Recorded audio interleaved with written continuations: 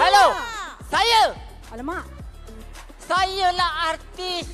Sayalah pelakon bintang filem paling popular dekat Malaysia. Brunei Singapura. Betul tak? Amayan, jom Amayan. Tak, siapa ni? Siapa ni? Terima kasih. Saya nak kenal. Ya, Sayalah pemenang bintang paling popular. Ya, alamak. Betul tak Malaysia? Betul tak Amayan? Amayan kita menang Amayan. Betul. Amayan. Datuk, belum, Datuk. Datuk Belum Ali. lagi. Belum, sebab tadi kan dah menang Sini, kategori sini. ekstra tu. Yang ni yang bintang popular belum lagi, sabar. Belum. Sudah, dia dah Kita tengok dah belum ni, sudah. announce lagi. Datuk, jauh sangat. Kangku, Ya. Papa ni tak cukup terkenal ke? Papa, bila dia jadi bapa aku?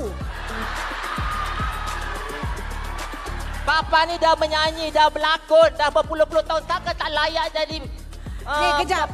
Saya sangat confused. bintang paling popular. Saya sangat confused Datuk Alif dengan anak dia. Kejap, Anak dia berhenti. sangat. Siapa berhenti? Dengar saya ni host. Saya Tuan Kemah. Saya artis. Gaduh, udah Tolong gaduh. hormat saya bintang Hormat paling sikit. popular. Ini Tuan Kemah. Siapa? Dia siapa? Soalan Papa. Ya. Papa sebenarnya kita ada soalan cepu cemas. Kita Alang-alang bagi dah soalan. di atas ni Jangan kita nak bagi gaduh. soalan sikit. Tenang, jangan gaduh. Bagi soalan dulu. Silakan Okey. soalan. Papa, kan tadi kan Papa nak menang kategori ekstra. Kan alang-alang dah menang tu. Papa macam tak ada ke rasa macam nak ada menantu ke? Saya pun single lagi. Syihah. Papa ingat Papa menang anugerah bintang paling popular. Tak apalah.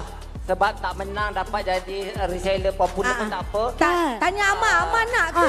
Papa, kita Abang tanya nak boleh? apa? Mama. Tak. Hello, tak.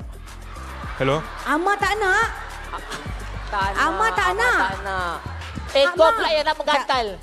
Jap. Akak. Sabar. Jangan panggil akak. Amar, kalau Amar tak nak nyanyi ada. Kejap, Kangku. Okey, yang ni Kangku tak nak nak. tanya, Era Bajira dah kahwin. Engkau bila lagi?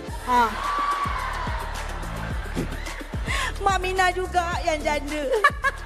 Driver taksi tu pun tak masuk minta. Nak cakap macam mana Datuk? Ya, kalau Era Bajira dapat sepohon emas, kalau kat engkau nak berapa pohon? Tak apa, I dapat pohon yang ni pun jadilah. Ada. Kejap.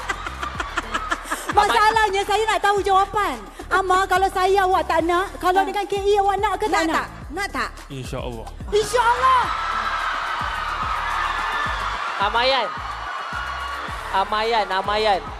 Malulah. Nak balik. Saya dah tak faham macam Kenapa ni. selera kau tu? Sekarang boleh panggil Papa dah. Papa. Okey, Papa.